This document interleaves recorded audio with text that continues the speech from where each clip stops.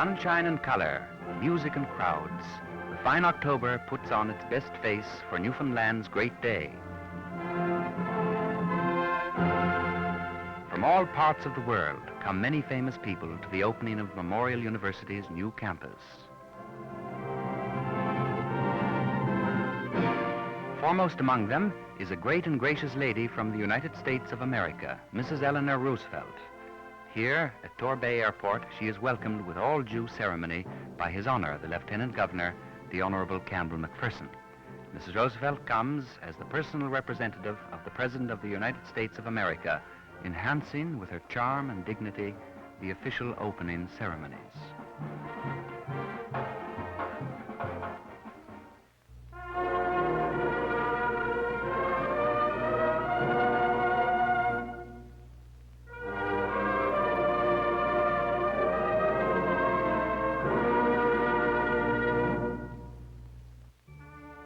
Present at the airport to meet her are many of Newfoundland's leading figures. Premier Joseph R. Smallwood, guiding spirit of the celebrations.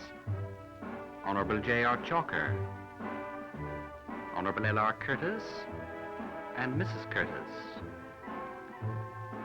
Honorable J. Pickerskill, Honorable Dr. G.A. Frecker, Honorable P.J. Lewis and Mrs. Lewis, Honorable Dr. F.W. Rowe and Mrs. Rowe. Memorial's new Chancellor, Mr. Roy Thompson. Memorial's President, Dr. Raymond Gougeot.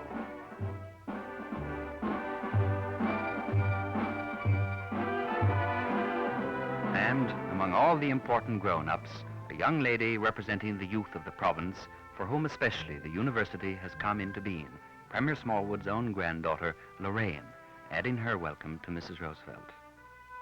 Another visitor is John George Diefenbaker, Prime Minister of Canada. As his plane touches down, the sun breaks through the clouds to harbinger the warmth and cordiality of this memorable occasion. The Prime Minister grins broadly as he sets foot in Newfoundland.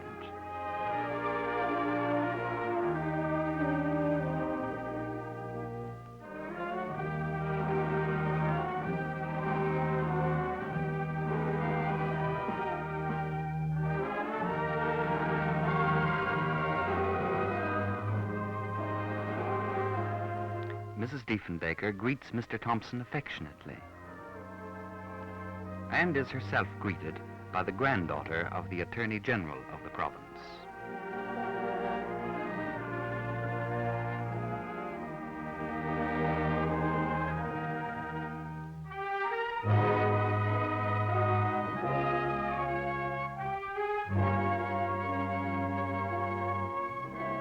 The day has begun. The ancient city of St. John's is ready.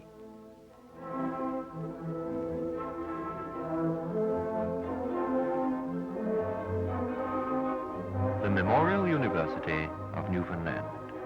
The official installation of the new Chancellor in the presence of the Government of Newfoundland, heads of churches, and regents, senate and faculty of the university.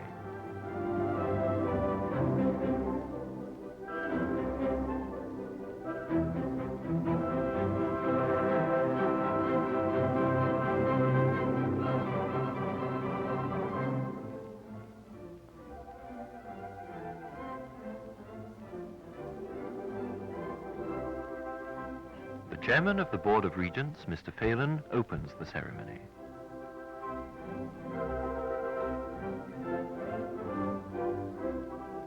Minister of Education, Dr. Frecker.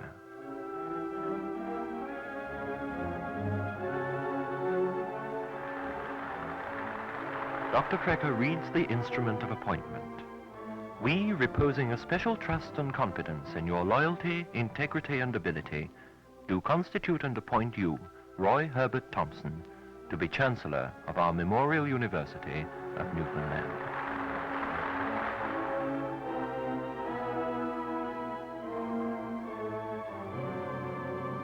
Mr. Thompson is invested with the robes of office by the three deans of the university: the Dean of Arts and Science, the Dean of Applied Science, and the Dean of Education. The new Chancellor resplendent in his silk gown heavily embroidered with gold braid. The promise is administered by Mr. Phelan.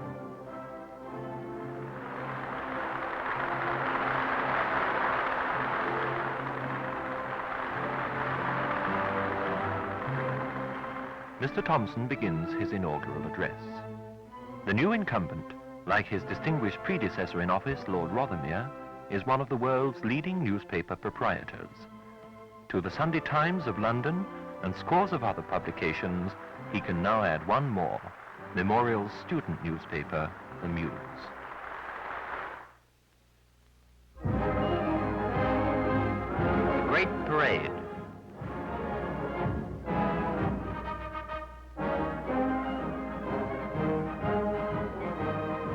From Cape Race and Cape Chidley they come, 12,000 strong.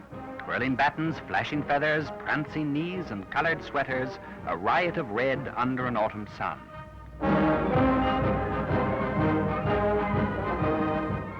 From Twillingate and Fogo, Burgeo and Bonavista, St. Barb and Labrador, from every corner of the province they come to share in the celebration of the new university, their university. Men with drums and flashing sabers, baggy pants and tinkling tabors, rolling eyes and wanting razors, Shriners beat the band.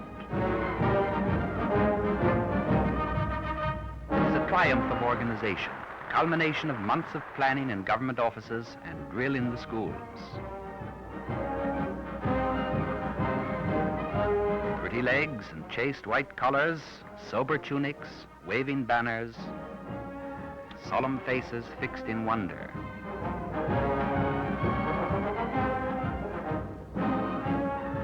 Marshaled by the Royal Canadian Legion, the huge parade of students marches along Elizabeth Avenue, past the university and the reviewing stand in a 90-minute procession.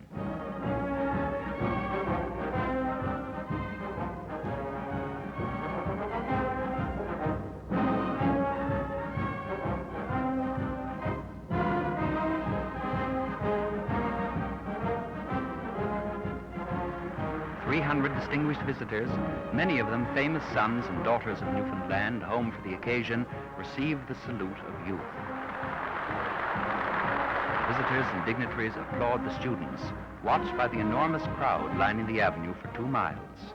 There is no parking and no privacy either on Elizabeth Avenue this day, as citizens swarm to the scene.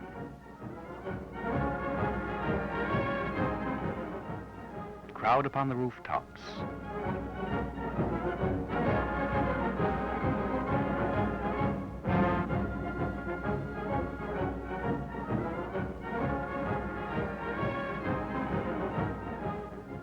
All Newfoundland, crackies included, honors the day, the opening of the splendid campus. The new buildings, completed by the government of Newfoundland at a cost of over $12 million, form the nucleus of an institution whose impact on the life of the province may well prove decisive in the creation of the new Newfoundland. Now at last, the university can grow vigorously, fulfilling the promise of its founders. Already, phase 1 of the master building plan is completed. 4 buildings comprising an arts building, a science and engineering building, library and gymnasium. 2 student residences, part of phase 2, are already open, with more to follow. It's a far cry from the old University College, which, founded in 1926, had long served as Newfoundland's only institution of higher education. The new university inherits an honorable tradition enshrined in its motto, Provahito in Altum, translated by Memorial's first president, John Lewis Peyton, as jump off the deep end.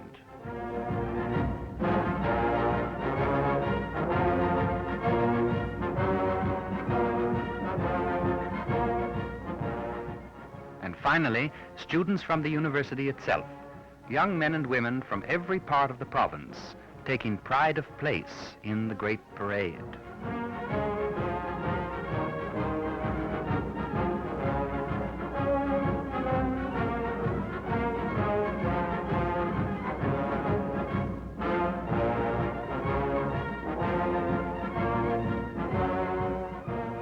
Everyone is there. The parade is over.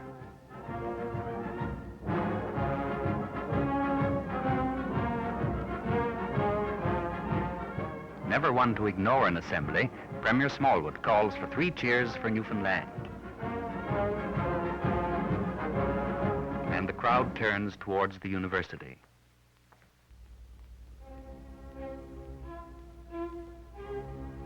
Now the academic procession leaves the Arts Building for the ceremony at which the key of the university will be presented by Mrs. Roosevelt on behalf of the government to Mr. Thompson on behalf of the university.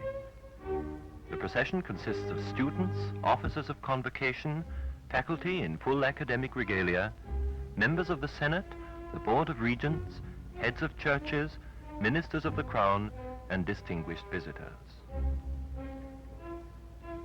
This ceremony will be the climax of the government's part in the creation of the new campus, the point at which control will be formally vested in the academic body. The procession makes its way into the huge gymnasium which is being used for the occasion.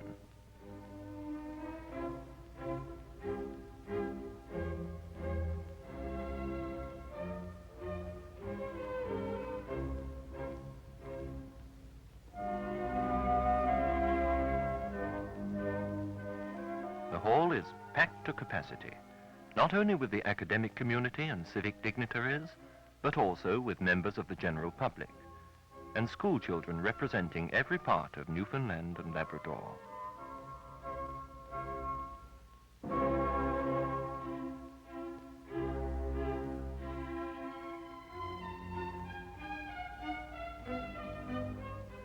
Premier Smallwood opens the proceedings. The audience finds him at the top of his form. This is one of the greatest moments in his remarkable career.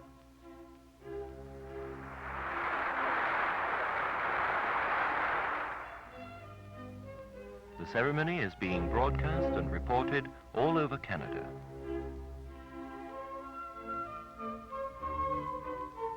The Premier presents copies of the key to Mr. Diefenbaker,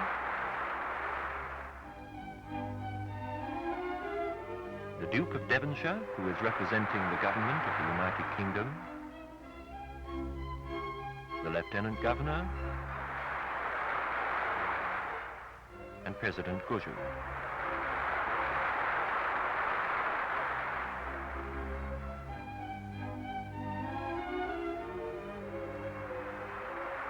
And finally, the key is handed to Mrs. Roosevelt.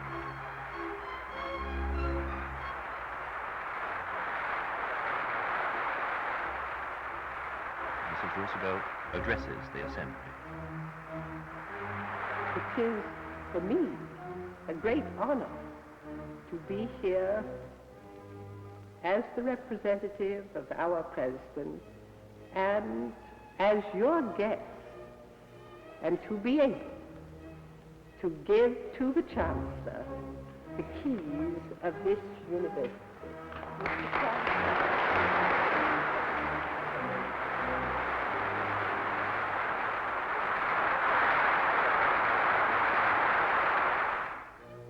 From the University of Coimbra in Portugal comes Dr. Armando Fugarte Cortazao, one of the world's foremost scholars in his field of cartography, bringing with him an address of congratulation from his ancient seat of learning to Newfoundland's brand new.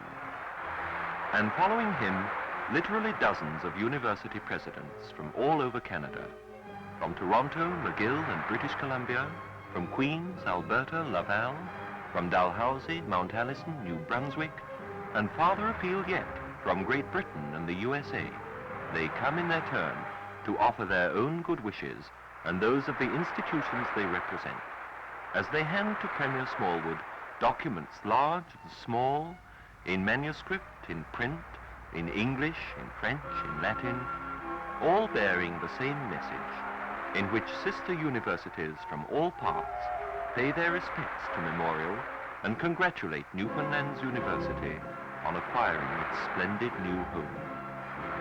This is the most complete assembly of university dignitaries that has ever met in Canada. Never before have so many presidents been gathered under one roof. Now, arrayed gorgeously in their full academic panoplies, one by one they greet the Premier and Chancellor. rich crimson and royal purple, lustrous blue, vivid green, somber black and gleaming ermine, the occasion is a parade of colors, a feast for the eyes.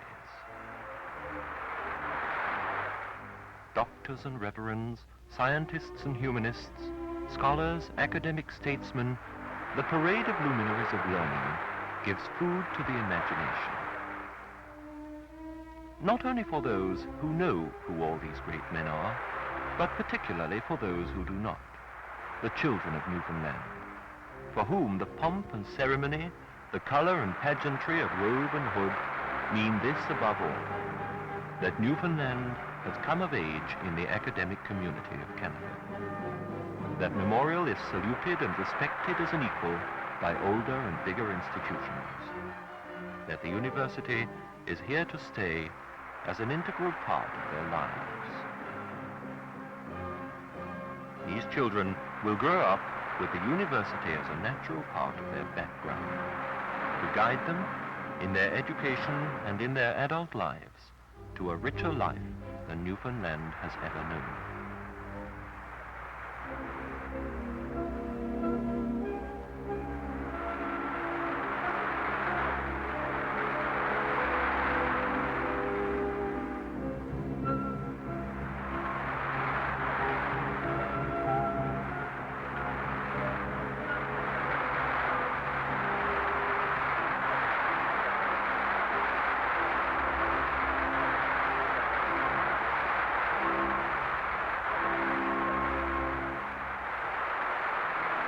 But this ceremony, important as it is not the last.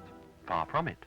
Here the procession forms once more, as the university itself prepares to honor 19 of its distinguished visitors by granting them the honorary degrees of Doctor of Laws, Doctor of Letters, or Doctor of Science. The graduands move in solid red phalanx to the assembly hall.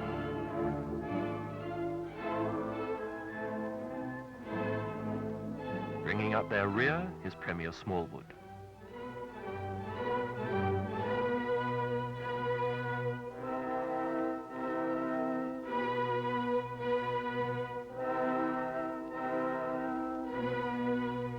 Stepping jauntily, relishing the moment with characteristic eagerness.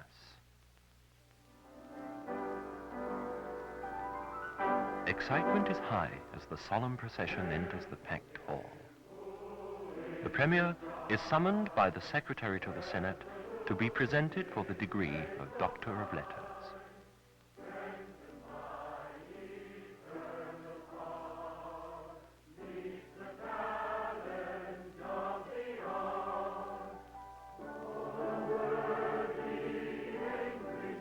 The public orator of the university, although confessing to a certain trepidation on the occasion, draws such a pen picture of the Premier that the hall first rocks with laughter and then falls to impressive silence as the doctoral hood is placed upon Newfoundland's most famous son.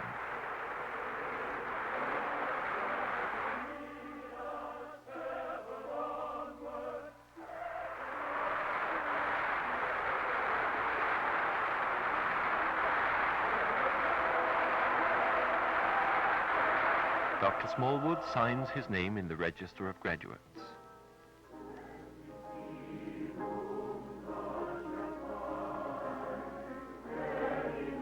He salutes the Chancellor and doffs his hat to the audience amid applause as tumultuous as even he has ever received.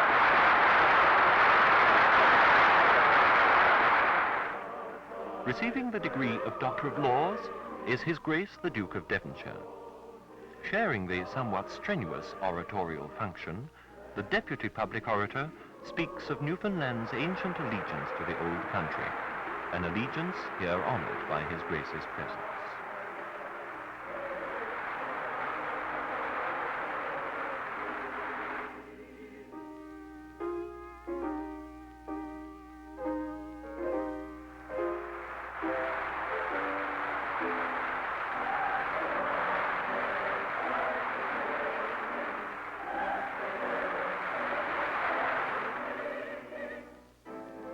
And so through the list of distinguished men, to whom in one way or another Newfoundland and Memorial University are indebted. Men to whom she pays honor as representing the worlds of learning, of religion, of industry, of statesmanship, which have combined to make possible the founding and expansion of the university, and the advance that that institution marks in the fortunes of Newfoundland.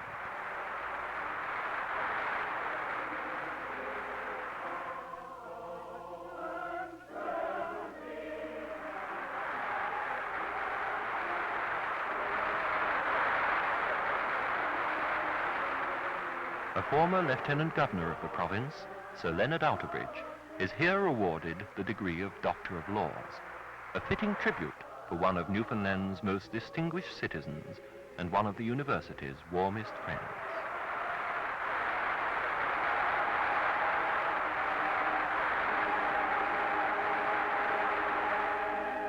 And so the academic ceremonial comes to an end. But it is not the end of the celebrations. A state banquet brings together the largest and most distinguished assembly of Newfoundlanders and guests ever to meet in one place. A mammoth homecoming and a real Newfoundland scoff of seafood, native salmon, and partridge berry pie. Writers and artists, statesmen and educators, explorers and bankers, businessmen and bishops pack a dining hall seating nearly 1,000 people, brilliant in formal evening dress.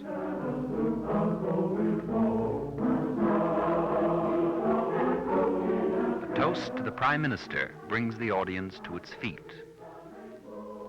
Glasses are charged in Mr. Diefenbaker's honor.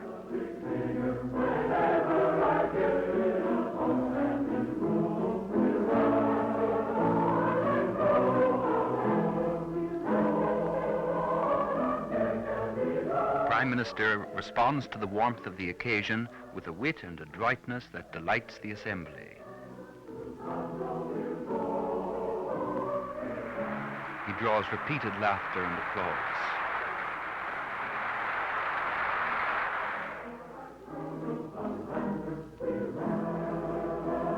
Newfoundland folk songs for Newfoundland Feast, the university's Extension Department choir.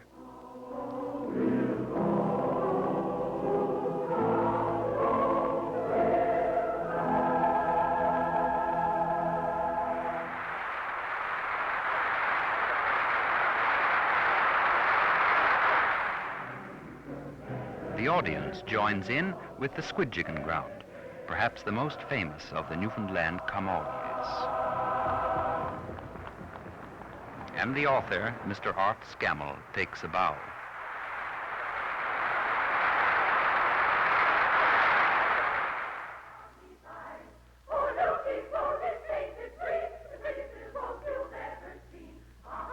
Mrs. Roosevelt is presented by Premier Smallwood with a mink stole, a product of Newfoundland, as he calls it. She shows obvious delight as she models it amid the applause of the assembled guests. And then the climax of the evening, the introduction, one by one, of famous sons and daughters of Newfoundland. Mr. William Hackett, one of Canada's leading bankers.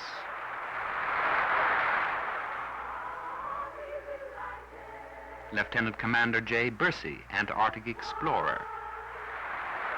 Mr. J.P. Kennedy of the Bank of America. The Reverend Dr. Andrews, principal of Queen's Theological College in Kingston. Dr. R. Pilot, the artist. Mr. A.J.C. Payne, distinguished Canadian architect of Confederation and university buildings. The Honorable E.B. Halliburton, Minister of Agriculture of Nova Scotia. Mr. B.G. Roberts, formerly of the St. Lawrence Seaway Authority. Commander W. Raleigh Gilbert, direct descendant of Sir Humphrey Gilbert. Mr. A.C. Jensen, chairman of the Bank of Montreal. His Lordship, the Right Reverend Bishop Hawkins. His Lordship, the Right Reverend Bishop Wells. The Right Honorable Lord Morris, son of a famous Newfoundland Premier. The Reverend W.T.R. Flemington, President of Mount Allison University. Mr. J. Gala, author and soldier.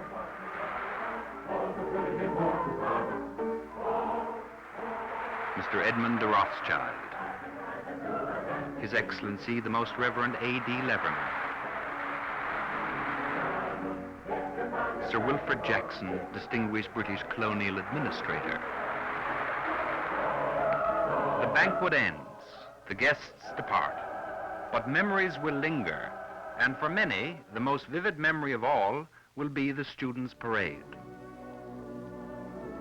It is a promise of the future, unveiled with the opening of the university's new campus. From every part of Newfoundland and Labrador, the students had come to share in the celebration of an institution which will itself reach out to 1,000 settlements. For this is no ivory tower, but, in the words of Memorial's first Chancellor, Lord Rothermere, a beacon illuminating the province. Here at last is the key to the development of the richest resource of all, the young people of the province, young Newfoundland on the march.